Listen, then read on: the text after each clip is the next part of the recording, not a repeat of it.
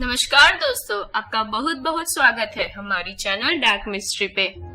अरब के इतने बड़े जनमानस को उद्वेलित करने वाले पैगंबर मोहम्मद ने अपने जीवन की सादगी और निष्पृह जीवन से लोगों को एक बड़ा संदेश दिया। मैं उसके जीवन की कुछ जानकारियों को यहाँ संकलित करने जा रही हूँ, जिससे कि लोगों को उनके बारे में जानकारी मिल सके। तो आइए जानते हैं उनके बारे में। वह पैगंबर इब्राहिम के बेटे पैगंबर इस्माइल के वंशज थे। हजरत मोहम्मद का जन्म मुस्लिम इतिहासकारों के अनुसार अरब के रेगिस्तान के शहर मक्का में 22 अप्रैल को हुआ था। मोहम्मद का अर्थ होता है जिसकी अत्यंत प्रशंसा की गई हो। पैगंबर मोहम्मद साहब का बचपन का नाम मोहम्मद इब्र अब्दुल्ला इब्र अब्दुल मुत्तलिब था। उनके पिता का नाम अब्दुल्ला इब्र अब्दुल मुत्तलिब और माता का नाम बीबी आमीना था। उनके जन्म के फौरन बाद उनके माँ की मृत्यु हो गई थी। उनके पिता उनके जन्म से पहले ही मर गए थे, तो वह अनाथ हो गए थे। माता पिता की मृत्यु के बाद पैगंबर मोहम्मद साहब अपने चाचा अब्दुल तालिब और उनके दादा अब्दुल मुत्तलिब के संरक्षण में पीला बढ़े। 9 वर्ष की उम्र में वह अपने चाचा के साथ व्यापार के दौरे पर जाना शुरू कर दिया था। वह उन यात्राओं के दौरान विभिन्न लोगों के साथ मुलाकात करते थे और उनके विचारों से परिचित होते रहे। उनके आचरण और जीवन का सभी के द्वारा सम्मान किया जाता था। यहूदियों सहित मदीना भर में लोग उन्हें विश्वत कहकर बुलाते थे। उनकी यात्राओं में उन्होंने ईसाई विद्वानों से भी मुलाकात की थी। जब वह 25 वर्ष के थे तब उन्हें शादी के लिए खादीजा से एक प्रस्ताव मिला, जिसे उन्होंने स्वीकार कर लिया। खादीजा की शादी के समय आयु 40 साल थी। उनकी केवल एक ही पत्नी सैयदा खादीजा थी। पैगंबर मोहम्मद साहब के पुत्र भी पैदा हुए, पर बचपन में ही उनका निधन हो गया था। पैगंबर मोहम्मद साहब ने सैयदा आयशा से विवाह किया जब वह 9 साल की थी। उस समय में इस प्रकार के विवाह को अरब में सामाजिक मान्यता थी और वह सामान्य बात थी। पैगंबर मोहम्मद साहब कभी अकेले नहीं खाते थे। वह दूसरों को आमंत्रित करके फिर उनके साथ खाया करते थे। उन्होंने पहले और खाने के बाद हाथ धोने की परंपरा को भी प्रोत्साहित किया था। वह नियमित रूप से गरीब और बीमार लोगों की सेवा करते थे।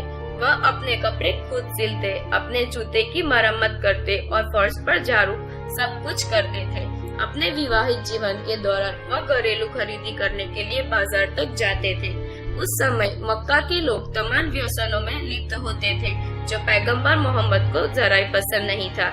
ऐसी घटना को देखकर पैगंबर मोहम्मद एकांत और शांति के लिए अक्सर ही हीरा गुफा में चले जाते थे। इस्लामिक मान्यता के अनुसार एक बार जब हीरा गुफा में थे तब वहां अल्लाह का संदेशवाहक जिब्राइल को देखा। दूत ने उससे कहा कि अल्लाह का नाम पढ़ो। पैगंबर मोहम्मद ने कहा कि ना मैं तो पढ़ा लिखा हूँ, ना मैं पढ़ सकता हूँ और ना ही मैं लिख सकता हूँ, मैं तो अनपढ़ हूँ। इसके बाद अल्लाह का संदेशवाहक जिब्राइल फिर बदलाव के साथ आया और इस तरह पैगंबर मोहम्मद साहब लोगों को इस्लाम का उपदेश देना शुरू कर दिया। उन्होंने लोगों में अल्लाह के संदेशों का प्रचार करना शुरू किया। अल्लाह के पैगंबर मोहम्मद पर नाजिल हुई ईश्वरीय आदेशों का संकलन ही उनकी मृत्यु के पश्चात संसार के सामने कुरान के रूप में आया। वह कभी कभी प्रार्थना की तक बैठते कि उनके पैरों में सूजन हो जाती थी। इस विषय पर उनसे एक व्यक्ति ने पूछा, वह क्यों इस तरह की पीड़ादायक और कठिन प्रार्थना करते हैं। पैगंबर मोहम्मद साहब ने उत्तर दिया, क्या अल्लाह के गुलाम को आभारी नहीं होना चाहिए। उन्होंने इस्लाम शामिल होने के लिए पूरे अरब के राजाओं और नेताओं को पत्र भेजा। उन्होंने कभी खुद को किसी ईश्वरीय शक्ति के रूप में स्थापित करने का प्रयास नहीं किया। पैगंबर मोहम्मद साहब का नाम दुनिया में सबसे लोकप्रिय नामों में से एक है। जब सन 622 में अपने अनुयायियों के साथ पैगंबर ने मक्का से मदीना के लिए कूच किया, तब से इस यात्रा को हिजरत कहा जाता है और यहीं से इस्लामी कैलेंडर हिजरी की शुरुआत होती है। पैगंबर हजरत मोहम्मद को PBUH कहकर भी संबोधित करते हैं, जिसका अर्थ है पीस बी अपॉन हिम, शांति उस पर हो। 62 वर्ष की आयु में अरब में तेज बुखार के कारण लंबी बीमारी के बाद निधन हो गया। फैजाद सऊदी अरब मदीना में अल मस्जिद अल नवाबी के ग्रीन गुअद के नीचे मोहम्मद साहब का दफन है। तो दोस्तों, आज आपने जाना पैगंबर हजरत मोहम्मद के जीवन के बारे में। तो ऐसी ही रहस्यमय बातें जानने के लिए हमारी चैनल डार्क मिस्ट्री के साथ जुड़े रहने के लिए नीचे लाल बटन दबाकर इस चैनल को सब्सक्राइब कर लीजिए तथा इस वीडियो को लाइक एंड शेयर जरूर कीजिए। Thank you.